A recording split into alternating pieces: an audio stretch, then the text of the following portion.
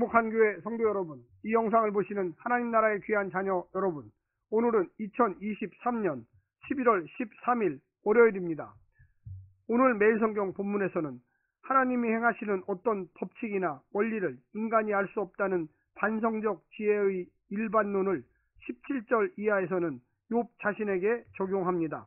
왜 하나님께서 자신에게 고난을 주시는지 욥으로는 알 수가 없습니다. 하늘에서 벌어진 일을 알지 못하는 욥에게 그 고난은 까닭없는 것입니다.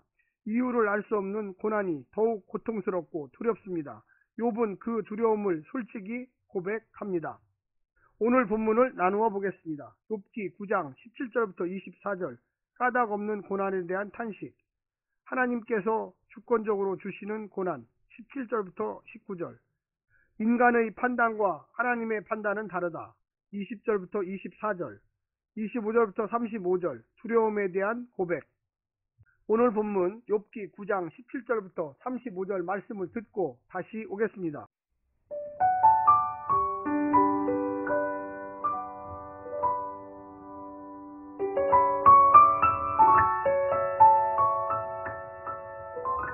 그가 폭풍으로 나를 치시고 까닭없이 내 상처를 깊게 하시며 나를 숨쉬지 못하게 하시며 괴로움을 내게 채우시는구나. 힘으로 말하면 그가 강하시고 심판으로 말하면 누가 그를 소환하겠느냐.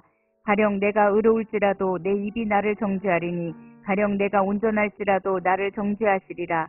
나는 온전하다마는 내가 나를 돌아보지 아니하고 내 생명을 천히 여기는구나. 일이 다 같은 것이라.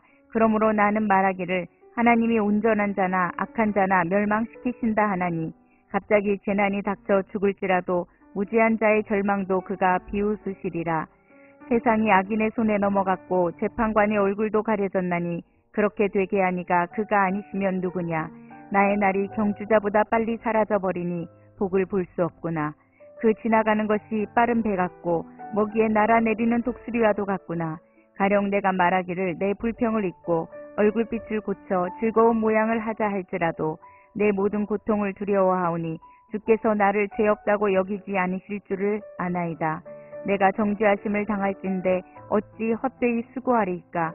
내가 눈 녹은 물로 몸을 씻고 잿물로 손을 깨끗하게 할지라도 주께서 나를 개천에 빠지게 하시리니 내 옷이라도 나를 싫어하리이다. 하나님은 나처럼 사람이 아니신즉 내가 그에게 대답할 수 없으며 함께 들어가 재판을 할 수도 없고 우리 사이에 손을 얹을 판결자도 없구나. 주께서 그의 막대기를 내게서 떠나게 하시고 그의 위엄이 나를 두렵게 하지 아니하시기를 원하노라.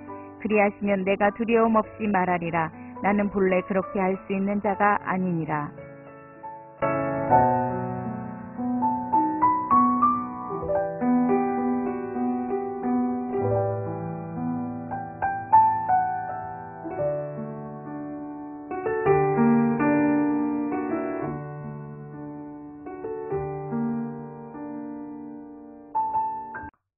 신약 시대의 욥은 인내의 화신으로 여겨졌습니다. 보라, 인내하는 자를 우리가 복되다 하나니 너희가 욥의 인내를 들었고. 야고보서 5장 11절.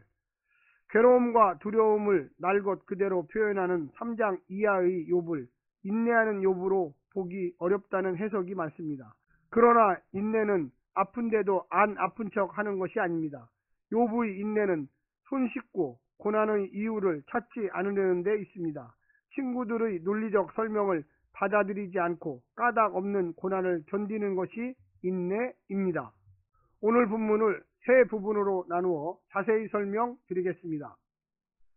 첫 번째, 하나님이 정죄하시는데 내가 어쩌랴. 욥은 하나님이 자신의 막강한 고난으로 숨도 못 쉴 만큼 자신을 몰아세우는 것에 대해서 불평합니다. 그렇게 하나님이 맘대로 처분하시니 욥 자신은 어찌할 도리가 없다고 고백합니다. 이런 공경을 당하고 자기 죄를 고백하지 않을 사람이 어디 있겠느냐고 말하는 것입니다. 이제 욥은 자기 목숨마저 경멸합니다. 자기 같은 사람이 이런 고난을 당한다면 인생에서 의인과 악인은 큰 차이가 없다고 말합니다.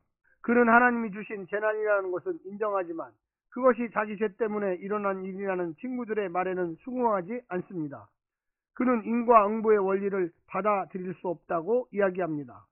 두 번째는 변호해 봐야 소용없는 거 아닌가. 욥이 자기 죄를 인정하는 것 같이 들리지만 사실 그렇지는 않습니다. 이렇게까지 자신을 심하게 다뤄서 죄의 자백을 받아내려고 하시는데 고백해 주어야 하지 않겠느냐는 태도입니다. 자기 같은 피조물이 이거 말고 이 상황에서 할 수 있는 것이 없다는 것입니다. 이제 그에게 인생은 너무도 빨리 지나가는 허무한 삶일 뿐입니다. 이제 와서 무슨 하나님의 복을 기대할 수 있겠습니까? 욥은 자기의 삶이 극적으로 반전될 것이라는 기대는 없습니다. 기껏 긍정적으로 생각하고 낯빛을 고쳐 즐겁게 사는 것처럼 보여도 하나님이 작정하시면 순식간에 불결과 오염의 개천과 도랑에 던져 죄인으로 만들어 버리는 것인데 왜 자신이 노력해야 한다고 하고 회의합니까? 자기도 모르는 죄를 높은 기준으로 찾아내 정죄하시는 하나님 앞에 버틸 인간은 없다라는 것입니다. 세 번째, 그럼 하나님은 누가 판결하는가? 욥은 망가뜨리기로 작정하고 아무나 죄인으로 만들어 버리는 이 하나님의 형태는 누가 심판할 수 있느냐고 묻습니다. 하나님은 나처럼 사람이 아니시니 내가 그에게 대답할 수 없으며 함께 들어가 재판을 할 수도 없다고 하는데 불가능한 줄 알지만 하나님도 초하나님에 의해 재판을 받았으면 좋겠다고 여기는 것입니다.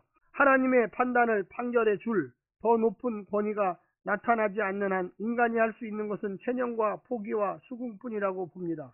포악해 보이는 하나님의 행동을 통제하고 피고를 위협하지 않도록 할 권위가 있어야 공정한 재판이 이루어진다고 생각합니다. 그러면서도 욥은 자신이 제정신이 아니니 이해해달라는 식으로 35절에 말하고 있습니다. 사랑하는 성도 여러분, 오늘도 하나님의 말씀 의지하여 하나님의 놀라운 축복 가운데 사시기를 간절히 부탁드립니다. 샬롬.